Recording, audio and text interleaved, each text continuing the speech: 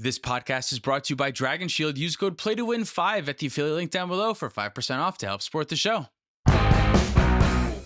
Welcome to the Play to Win podcast, where we talk about winning in cEDH. I'm Cam. I'm Dylan. Hi, I am Demon of Razgriz. And today we are joined by our patron, Demon of Razgriz, who has been a patron at the $100 level for a year, so we're happy to have them here to talk about their deck, Tymna and Tana. And Demon, you won a local tournament with this deck too, right? Yes, I did. Now, it was a fairly small tournament. I did get a very snazzy deck box. Shout out to the PDX Discord for setting up that event. It was a lot of fun. Oh, that's awesome. Hell yeah, that's great. Congrats on that. Give me like a brief summary about this Tymna and Tana deck that you have here, Demon. I lovingly call this deck a more mid-range than Turbo Naz. This is a Sans Blue Turbo Naz variant of the Tymna and Tana partner pairing. It is my favorite commander pairing in the format, and one of the questions I wanted to answer was, how do I make Tana useful? And the answer that I ended up arriving at was, let's go faster. Yeah, that's fair enough. I have played a handful of Tymna Tana games. Blood Pot is one of my favorite decks of all time. But for me, I'm doing something a little bit different than I think you're doing in this list. With me, I'm trying to slow the game down, but that does not seem like what you're trying to do in your version of Tymna Tana. Correct. This version is looking to get as much value as possible to win the game through a few different lines. Most notably, we have the Witherbloom Chain of Smog lines, Twin Flame Dualcaster, and we have a couple Dockside loops. Cool. Yeah, I noticed the Dockside loops. That's kind of interesting because when we have Tymna and Tana, we don't have an outlet in the command zone. So if you're comboing Dockside with Temur Sabertooth for Infinite Treasure, what are we going through next? We need another piece, right, to actually close it out? Right. And so what we have for the outlets of those Dockside loops are twofold. We have a Mayhem Devil and we have Orcish Bowmaster. Yeah, dude, Orcish Bowmaster being a great new include for stuff like this, because if you want, you can, once you have that Infinite Treasure, you can just flicker the Orcish Bowmaster over and over again, and that's a win right there. You shoot everyone once it enters. Yeah, it works with Temur Sabertooth as well. You can keep bouncing it and recasting it over and over again too. And the Mayhem Devil working with the sacrifice triggers too. Every time that you crack the treasures, you get to ping the table. So I think they work out very nicely. And did I see you a Finale of Devastation in this list too? This list is on both Finale of Devastation and Invasion of Ikoria. We're on both of the X green creature tutors. Nice. So you do have a bunch of different ways that you can assemble infinite mana and then actually be able to use it too. That works out nicely. Yeah, Beseech the Mirror is another cool one. You said you were talking about trying to make Tana good. Beseech the Mirror is pretty good because if I remember correctly, you can bargain away a token, right? Is that right? Yes. Any token, which means a sapperling token that Tana makes? Correct. Because Tana is able to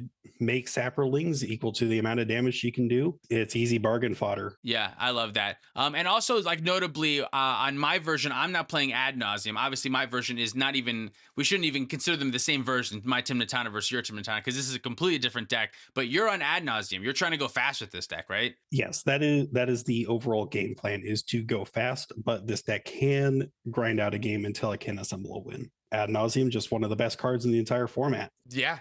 Yeah, definitely. Yeah, definitely. I've played a lot of ad nauseum in this color combination, the Sam's Blue color combination, and it is one of my favorite things to be able to do, because not only do you get the speed of the traditional Jund ad nauseums, but you also get the power of the silence effects that come along in white too. So you're really getting, like, with the exception of intuition, all of the best things to be doing in ad nauseum decks. Yeah, I kind of honestly look at it like it's closer to a blue farm than it is a blood pod. This deck is closer to trying to be doing mid-range ad nauseum stuff, and just instead of the blue cards, you have green cards. It's closer to that, I think. Is that fair to say, Demon? Oh, I love how you brought up blue farm, because when I was originally putting this deck together, I was calling it blood farm.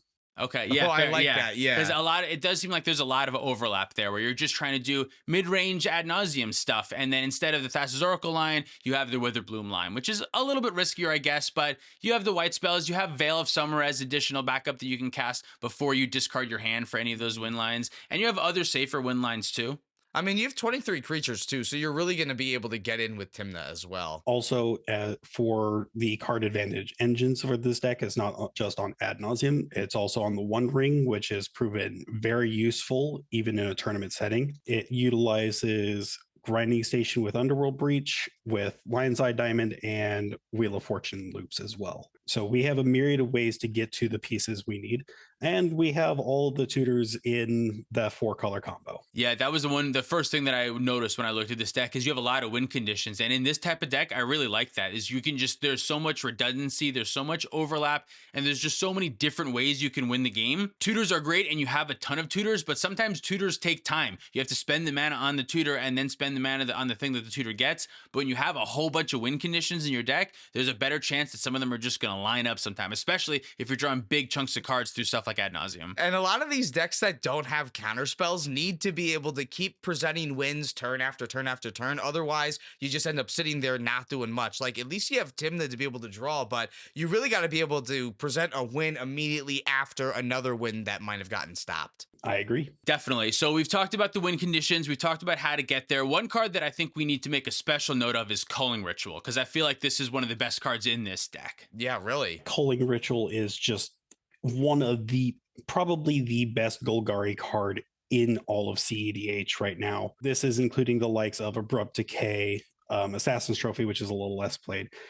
Culling Ritual just gets through so much and gives you so much mana that it is almost impossible to not win if it resolves. Yeah. I definitely agree with that. And I like that. I know you've told me before that your list leans into Tana a lot more too. So if you're able to make a couple of Saprolines, like that can really help pump this up. But tell me a little bit more about how you're trying to build around Tana a little bit more to make it more of a useful partner, more like a blue farm. Right. Okay. Looking through part of the decks, we have cards that synergize better with sacrificing things to gain advantage. We're on cards like Eldritch Evolution, which is in most green decks because Eldritch Evolution is just a really good card. We have Culling the Weak to actually help turbo out Ad Nauseam. This is supposed to be an Ad Nauseam deck.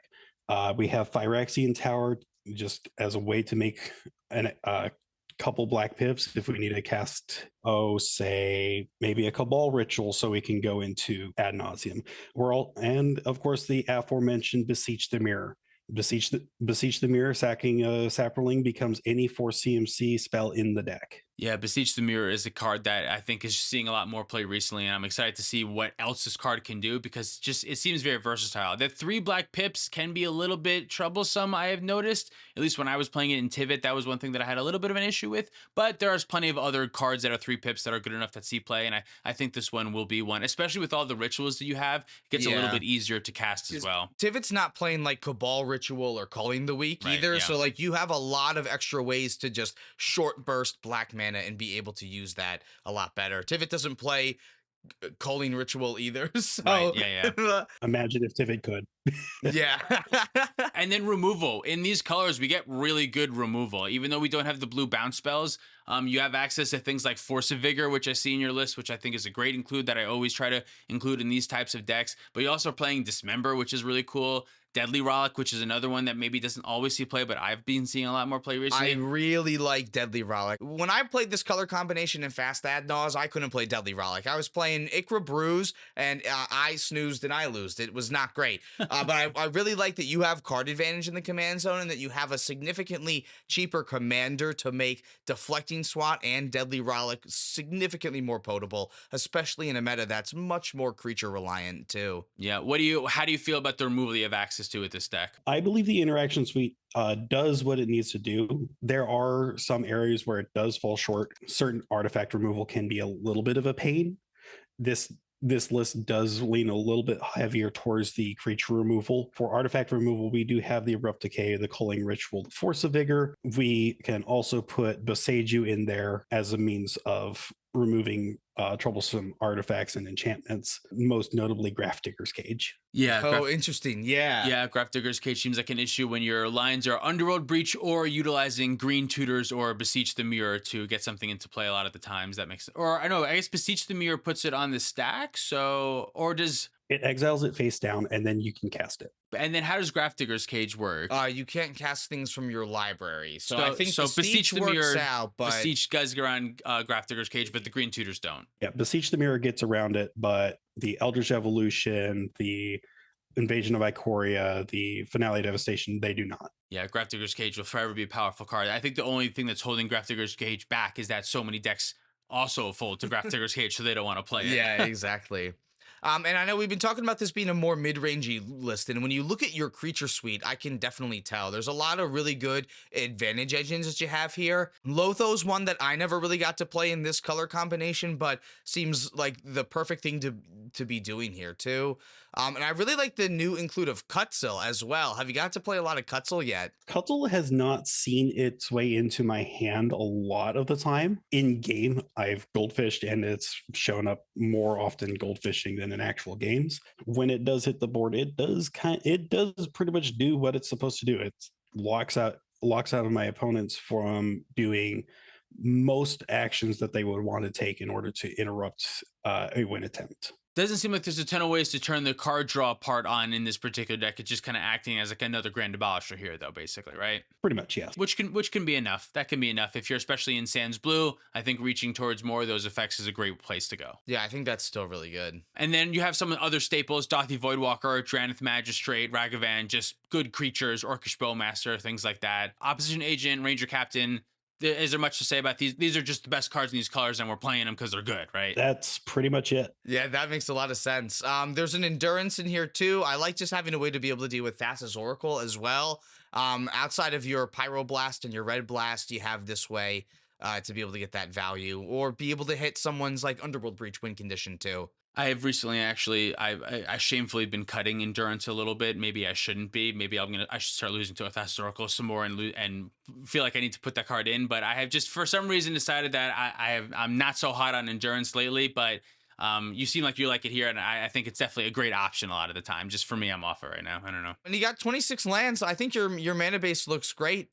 You mentioned the Phyrexian Tower being like a big source of mana for you too, and it's just another soul land, another land that makes 2 mana, which is exceptionally helpful when you are trying to power out an ad nauseum. And what's nice about your mana, you get to play very few lands, only 26. When I'm playing Tymna and Tana, I'm playing 30 lands, but you're also playing a lot more fast artifact mana in this list than I am, obviously. So you get to go a lot faster than I do, which obviously makes your grinding station really good. Also, grinding station working with the One Ring is kind of nice. Oh, if your One Ring life can get so high, eventually you can sack it to grinding station. That's pretty good. So I like the artifact package that you have here as well. Originally, when I was putting this deck together, I was on 28. Then I cut it down to 27, and then I was working with a Rogsai player in my local play group, asking him how I could tune the deck a little bit further. This list is a lot different from the list that was actually shown on the channel before. A lot of that was due to a couple of the comments that Tyler did make, which made me look at the deck and say, okay, how can I make this do its job better? And so I got in touch with my local Rogsai player, and he and I were able to cut it down to 26. I think that the natural next step, if you are trying to be faster, is to look towards like the fastest deck in the format and say, what can I do that's going to be similar to what they're doing? And I think that really does show. And I guess we should have said before too, like this deck has been on the channel. Both me and Tyler have played your list now. And it's certainly evolved a bunch. So it is really cool to see it grow and, fill out its shell even better. Yeah, and what's nice about the low land count in this deck as opposed to Rocksai, if for some reason you are stopped but you still get to have that Tymna out, Tymna can help you continue to hit your land drops even though you have a low land count. So it allows you to have extra gas in your deck while still being able to progress your state, which is pretty great. I feel like we talked about, let me just take a quick pause. We talked about win conditions, we talked about removal, we talked about tutors briefly. We talked about mid-range pieces. I have some other like post questions. Are there any other specific cards that you want to highlight? I would like to point out that the deck is only on 5 mana dorks. Yes, Yes. So that definitely seems like it is a nod to Orcish Bowmaster. Is that correct, or are you just trying to go faster than mana dorks will allow? Actually, yeah. The issue here is twofold. Mana dorks take a turn to set up. This deck is notably not on Tyvar, so there's no pseudo haste to get the extra mana going. And also Orcish Bowmaster is one of the most played cards in the format currently, and most mana dorks just say, oh, there's an Orcish Bowmaster. I guess I'm dead. Yeah, I know this paint all too well, especially as a Tymna player. They're more often than not, when that Tymna trigger is on the stack, they're going to flash the Bowmaster, shoot the Tymna with the first trigger, and then once you draw, shoot it with the second one. So you're already kind of weak to Orcish Bowmaster. On top of that, to have extra mana dorks is definitely a feel bad. I've been shaving them as well in all of my green decks, and especially my Tymna green decks for that reason too. However, a card that I am putting in, or that I have put in the deck to kind of help counteract that, is the Gaia's Cradle, due to how Tana is able to help create those saplings, which gives us more mana through the Gaia's Cradle. Yeah, and I did see that you were on crop rotation as well, and just giving yourself 2 Gaia's Cradles for your deck is just a great way to be able to help churn through a lot of mana. Yeah, if you flood the board with 1/1s, eventually the Orcish Bowmaster isn't going to be able to ping them all. So That's true. a good way to go. Other cards in this list are basically kind of stock standard for a faster red deck. We have the Rite of Flame, we have the Jessica's Will. We do have Jeweled Lotus to help get either Tymna or Tana out a little bit faster. Yeah, I think that's definitely great, especially when you're playing things like Deflecting Swat and Deadly Rollick and stuff like that. So extra ways to have your commanders turn those spells on is going to be great. And interesting, you did say that you're more in the Golgari colors too, because I was just thinking about that. Yeah, you are more green and black, 27% black and 26% green. So I did notice the inclusion of Elvish Spirit Guide and no Simian Spirit Guide, which I think makes a lot more sense in your deck. You're much more heavy on 2 pips for Eldritch Evolution, 2 pips for Finale of Devastation, 2 pips for that Battle of Ikoria, Invasion of Ikoria.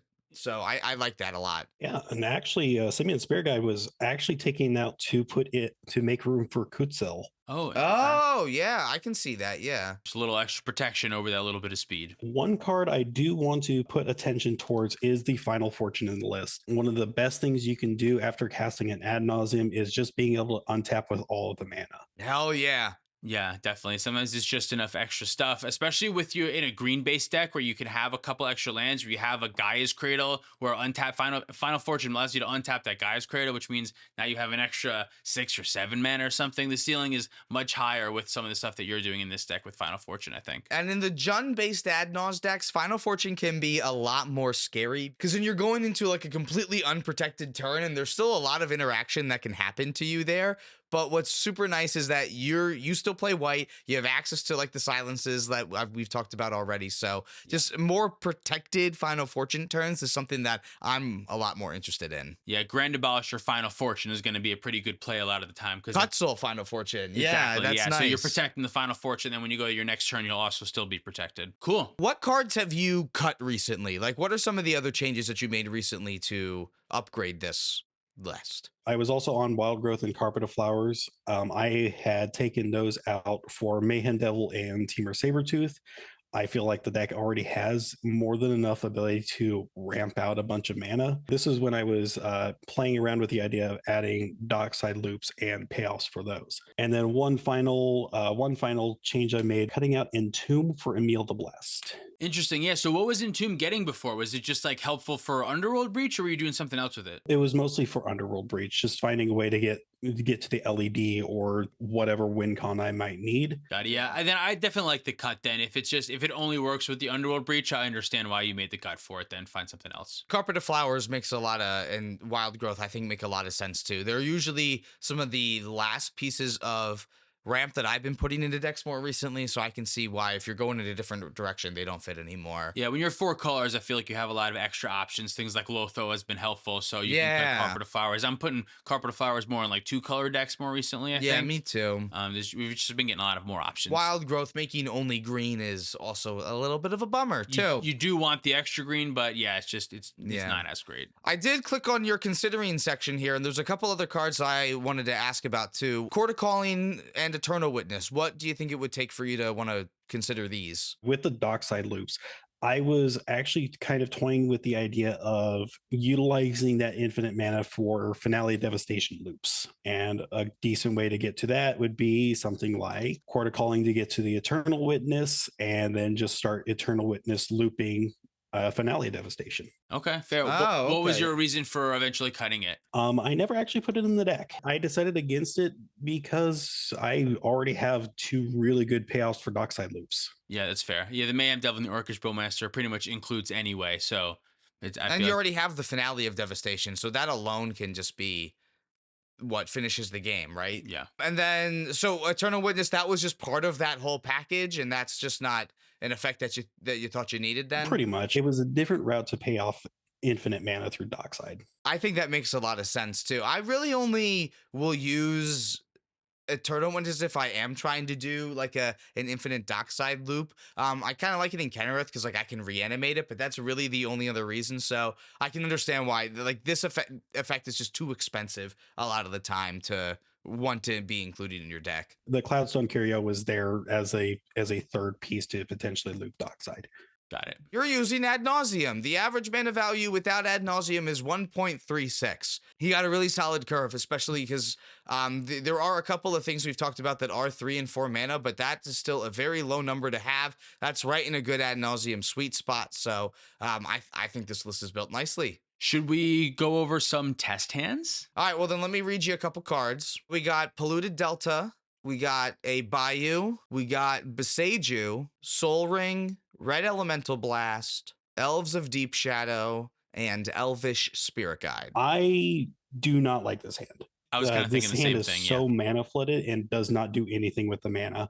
This at best, this is a turn 2 Tymna or Tana, and then a turn 3 the other one. I think that is just a little bit too slow. Yeah, I think that's a trap. I think this hand is more of a trap hand. Like, it looks like that could be something, but that's not good enough of a plan when you know what this deck is capable of. Yeah, turn 1 Soul Ring or Mana Dork, or both. It does seem like it should be good, but I agree that this deck needs a plan. You need, at least in your first or second 7, you either need a tutor or an Adnaz or some way to say, this is how I could win the game, through this line, through these measures. And yeah, I don't think this is quite enough, but it's close. It's maybe close. It's maybe close. If you Yeah. had one more piece of action, one more piece of relevancy in place to another land or something, I would say maybe. But yeah, but I just not quite there. not in the first 7. I would say let's go to our second 7. All right, so second 7 here is Plateau, Ranger Captain of Eos, Imperial Seal, Delighted Halflane, Birds of Paradise, Lotho, and Eladamri's Call. Man, I feel like this one is It's a real just shame. so taunting me. Yeah. We have 1 mana that is very incompatible with everything else in the hand. This is a very fast ship. We're going Yeah, to it's 6. unfortunate. Oh, we were gonna draw Beseiju, but yeah, Yeah. if we had a green source, especially a second land in a green source, I think this hand is great. We have an Imperial Seal, so we have some action. We have a plan. Lotho and Birds for mana. Ranger Captain for protection and more card draw. Eladamri's Call. Like, this would be, it's a very close hand. But yeah, not having green, gotta ship it. Let's go to 6. You swap out that Plateau for an Overgrown Tomb, and I'm super excited. Yeah, even on 1 land. Yeah. All right. So our 6 is a Bayou, a Mana Confluence, Command Tower, Taiga, Ranger Captain, Dark Ritual, and Dothy Voidwalker. I think this one's another trap, but it's on a 6, so I'm starting to consider. I'm starting to consider it. It's a turn 1 Dothy Voidwalker. Is that something? Turn 1 Dothy Voidwalker is actually not bad, considering that this is the time where people will be utilizing generic tutors. So the Dothy Voidwalker can just be like, oh, hey, I like that Imperial Seal. On a 6, it's currently on a 6 right now. So if we kept it, we put a land back. Is that good enough? I think if this were a mold of 5, I would probably say, you know what, this is going to be good enough. At 6, I want to see something that can impact a little bit more than just a Dothy Voidwalker. I agree. Yeah, on its own, your turn 2 is diddly squat. Yep. And then you still have to figure out like what your turn 3 is going to be. And that's so not where you want to be. So Yeah. I feel that. Let's go to 5. Going to 5. All right. This hand is Lotus Petal, Gemstone Caverns, this freaking Ranger Captain of Eos, Dark Ritual. Who shuffled this? Demonic Tutor, Worldly Tutor, and Culling Ritual. So are we on the play or on the draw? Do we know what turn Oh, we didn't talk we're about definitely not on the play. that. Okay. We're gonna give ourselves a little bit of leniency. So, but if we use the gemstones, we're not going to have much of anything. We have no, to this keep will be a 5. mold of 3 basically with a gemstone in hand. I think we're keeping this on a 5. The ability I to do think I keep this on a 5. Yeah, but exactly what the keep is, I'm not sure. I think we're dark ritualing into demonic tutoring for something. What's your initial thoughts? Okay, so I can tell you what I'm keeping immediately. I am keeping the Lotus Petal. I am keeping the Demonic Tutor. I am keeping the Dark Writ. And then I believe we kind of have to keep the gemstone. I think we keep the gemstone and don't pitch something. I feel like we're not pitching something to I think it, we keep the right? gemstone, we don't pitch something, and we keep calling ritual and say, if there's a lord, this is how I'll get out of it, by drawing a green source and casting culling ritual. And if we do want to actually utilize the gemstone for colored mana, we do have, well, I actually don't think we would utilize that. What is the fifth pick? It's definitely Lotus Petal, Gemstone Caverns, Dark Ritual, Demonic Tutor. Hold up. If you do pitch something with Gemstone Caverns, that is a turn 1 Tymna. With the Lotus Petal, you can use the Dark Ritual to turn 1 Tymna, and then from there you can also just kind of see if it can get you somewhere. So from there we'll have Tymna in play and Maybe only you- Demonic Tutor in hand. Maybe you don't keep. Maybe you pitch the tutor and you actually keep the worldly tutor, because then you can worldly tutor for another creature, like another mana dork, if you don't draw another land or something. And then that way you have another creature that will be able to draw with Tymna. And then that's your plan, is that you just try to do that. You don't have a way to cast the Worldly Tutor if you use the Yeah, you do. Lotus 'Cause- Petal on no, the your Dark Gemstone Ritual? Caverns had pitched Oh, the or demon. Gemstone. Okay. You had to pitch something so that Gemstone could make you your white mana for Tymna, and now you can use it for your worldly tutor here. Okay. So we're keeping Lotus Petal, Gemstone Caverns, Dark Ritual, Worldly Tutor, and Ranger Captain of Eos, and then we're pitching Ranger Captain to the Gemstone, Yeah. right? Because we want the Worldly Or- Tutor and Culling Ritual still in our deck. Or you could even keep the demonic tutor, and then while everyone's still mulliganing, then you can decide, do I pitch the demonic tutor because I think I don't need, I'm not going to have the mana for this, or do I pitch the worldly tutor because I think I'm going to draw a land or something else that's going to make me more mana? Yeah, this hand is very, very difficult to navigate. It offers a couple different play lines, but both of them are very equally dangerous.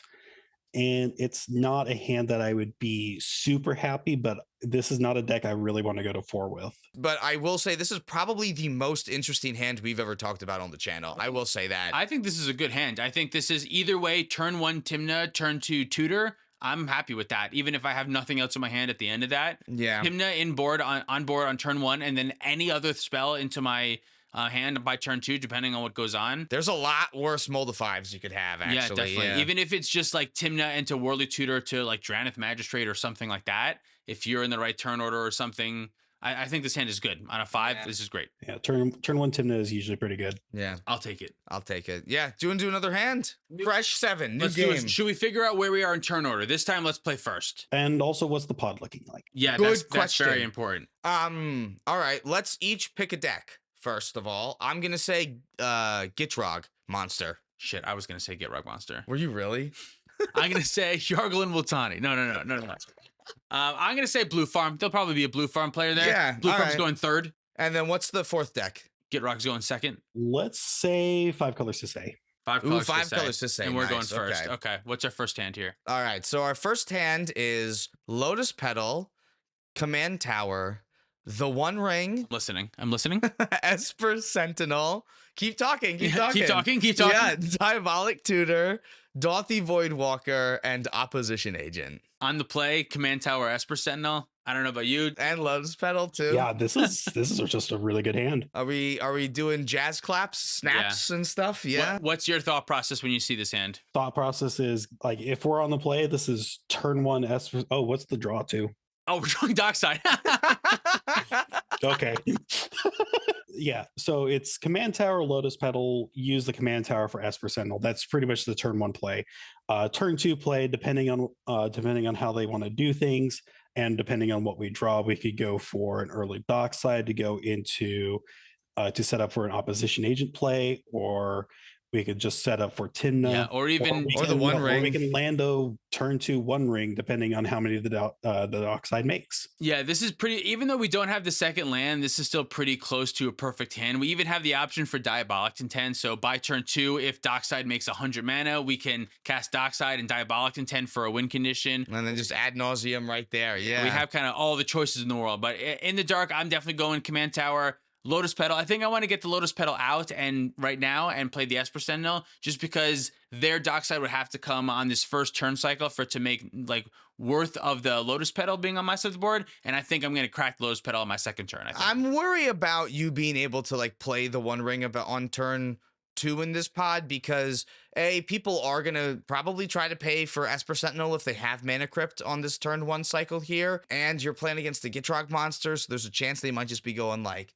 Mana Dork on turn 1, but still just even like waiting on those treasures a little bit, or putting them into like a Dothy Voidwalker too. You know, you have all these other advantage pieces in this hand to really help the game go long if it needs to. Yeah, I agree 100%. Wow, that was too easy. Do you want to do another one? Yeah, let's do another. Cool.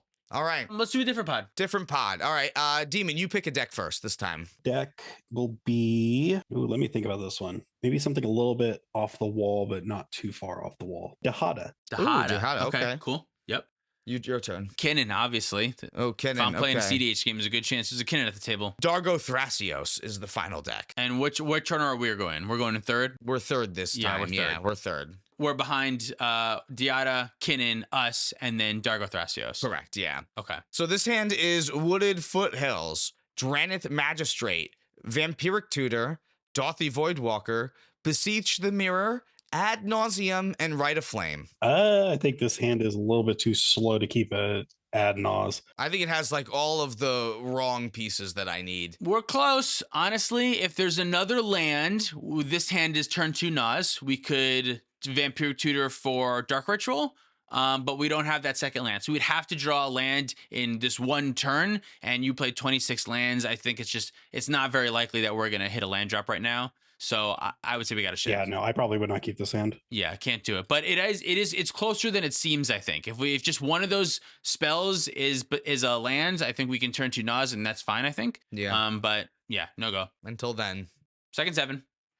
Second 7 is Blood Crypt, Gaia's Cradle, Dark Ritual, Vampiric Tutor, Veil of Summer, Worldly Tutor, and Ignoble Hierarch. Let's see. Blood Crypt, Vamp Tutor, Cradle, Ignoble Hierarch, Worldly Tutor. This is actually not that bad. It's not bad, right? What are your first thoughts when you see it? What are you thinking? The very first turn cycle does look like a Blood Crypt, and then just kind of either hold it for Vamp Tutor going into my turn, or just doing it and hope no one decides to oppo, or rather hoping that Dahada doesn't decide to oppo. Can I point out what is glaring to me about this hand? There's no green mana. Right. Yeah. So here's my thought, right? Here's my thought. You Vampiric Tutor for Deathrite Shaman, right?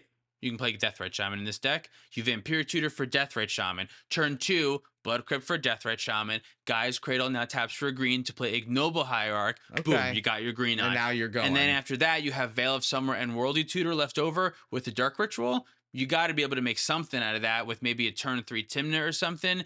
This hand is not stellar, but with that line, if you're looking to grind, what was her pod again? Gitrog Monster? No, that was the other pod. Oh, what was her pod again? Kinnan, Dargo Thrasios. Diata, Kinnan, Dargo Thrasios. I probably could look to grind off of the back of the Kinnan player and hope that they can hold the Dahada at bay.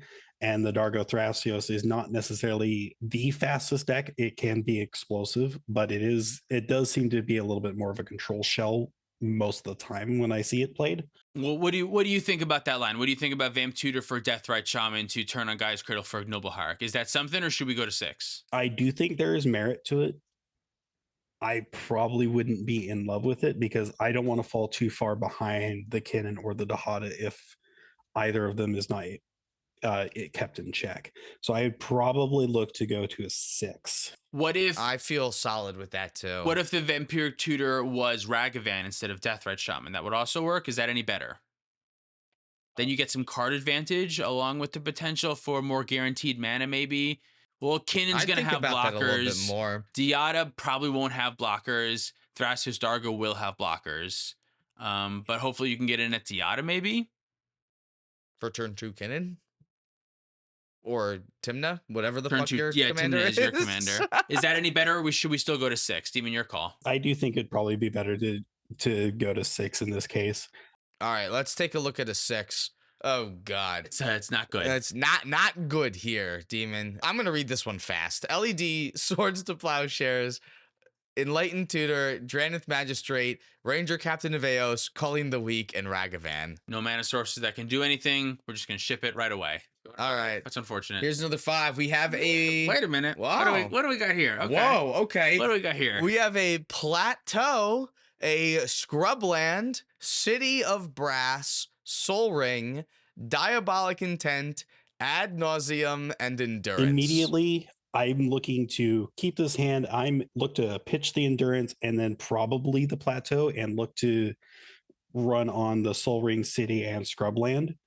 Go into turn 2 Tymna, and then potentially even turn 3 Ad Naus. Yep, that's exactly what I would have done. It kept the exact same way. Scrubland, City of Brass, Soul Ring, Diabolic Intent, Ad Nauseum. You keep that. Turn 1 Soul Ring, turn 2 Tymna. Turn 3, you can either Diabolic Intent for a way to protect your Ad Nauseum or just straight up Ad Nauseum, depending on what you draw. And if not doing those things, you have the ability to threaten those things. So yeah, this hand is a great 5.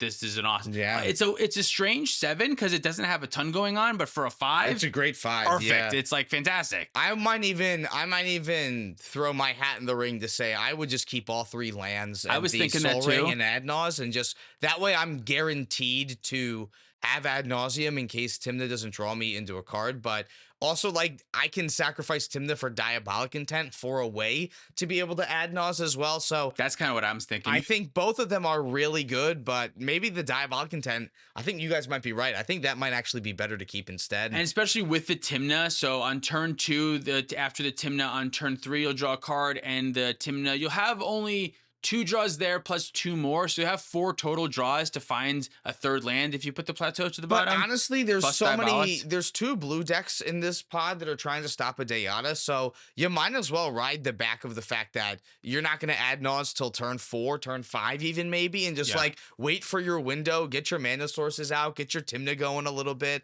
You'll find other creatures to play and help you grind further too. So One of the biggest strengths of this deck is how many people just look at it and say, okay, Blood Pod. I don't really have to worry about this deck. yeah, that's probably a good point. And a lot of them in like game 1 probably don't expect Ad Naus either. And then I just drop a turn 3 Ad Naus with protection, and they're like, what the fuck just happened?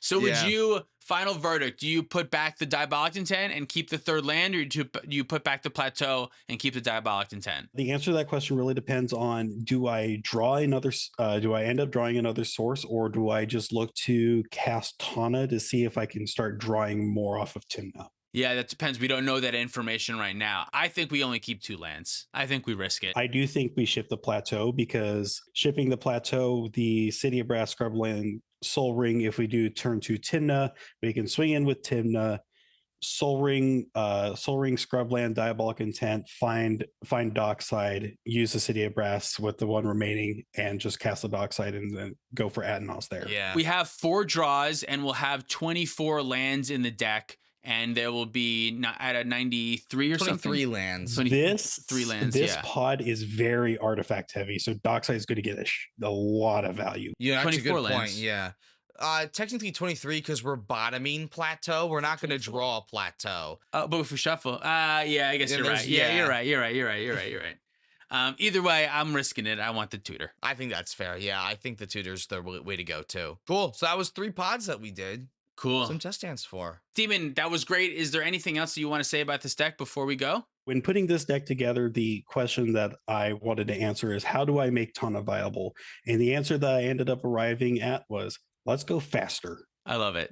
Yeah, when you can't have a Rog Rack in your command zone, let's make our own grindier Rog Rack, and it's working out great. Cool. Is there anything else that you want to say before we do our outro stuff? Once again, shout out the PDX cEDH Discord. I've learned a lot from them. They've supported me a lot and helped me grow as a cEDH player myself. And then I also want to say thank you guys for doing what you do and making cEDH fun for viewing, and just being genuinely cool dudes. Thank you. Thank you. I appreciate that, Demon. That means a lot. And we really appreciate your support too. This has been a blast. Yeah, thank you so much. Thank you. Thank you so much for watching. If you'd like to support us directly or be on your very own episode like Demon of Razgriz did here, you can do that on Patreon at our $100 tier, like our $100 patrons. Mark Cirillo, Alan Button lowercase, she doesn't even go here, SoCal Acura, Stormageddon, Luke Cook, AJ Al Wasabi, sorry, buddy.